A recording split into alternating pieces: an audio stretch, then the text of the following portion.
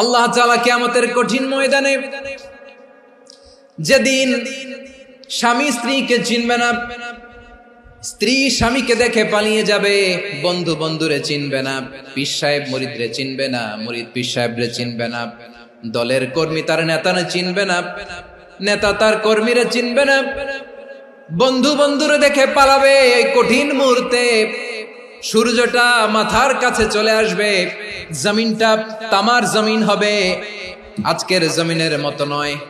মানুষ ঘর্মাক্ত, ক্লান্ত, শ্রান্ত মাথার মগজগুলো কানের ছিদ্র আর নাকের ছিদ্র দিয়ে বেয়ে বেয়ে পড়বে। বিশ্বনবী ফরমান, কিয়ামতের ওই কঠিন ময়দানে 7 শ্রেণীর ব্যক্তিকে রব্বুল আলামিন তার আরশের নিচে ছায়া দিবেন। তার মধ্যে প্রথম শ্রেণীর ব্যক্তি হলো ইমামুন আদিল, যে ইনসাফের সাথে বিচার করে, যে জাস্টিস সমাজে সার্ভ করে, যে সুশাসন নিশ্চিত করে, ওই ইমামুন আদিল। আদিল শব্দটা বুঝছেন না? ইন্নাল্লাহা ইয়া'মুরু বিল আদল, পাইছেন? আদিল। 7 শ্রেণীর ব্যক্তিকে আল্লাহ তাআলা সুশীতল আরশের নিচে ছায়া দিবেন, যেদিন তার দেয়া ছায়া ছাড়া কোনো ছায়া থাকবে না।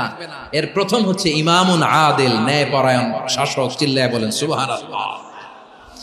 আবার বিশ্বনবী বললেন, ইন্নাল মুকসিতিনা ইনদাল্লাহি আলা মানাবিরা মিন নূর আন ইয়ামিনির রহমান। কিয়ামতের দিন যারা ন্যায়পরায়ণ হিসেবে আল্লাহর সামনে দাঁড়াবে, কিয়ামতের দিন রব্বুল আলামিন তার আরশের ডান দিকে ওই ন্যায়পরায়ণ লোকদের জন্য আরশের ডান দিকে একটা নূরের মিম্বারে তাদেরকে বসার সুযোগ করে দিবে।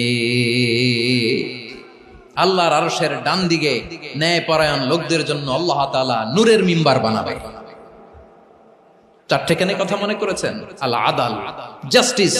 ইন্নাল্লাহা ইয়া'মুরু বিল আদল। আল্লাহ তাআলা এই আদালতের নির্দেশনা দেন, সুবিচার, সুশাসন।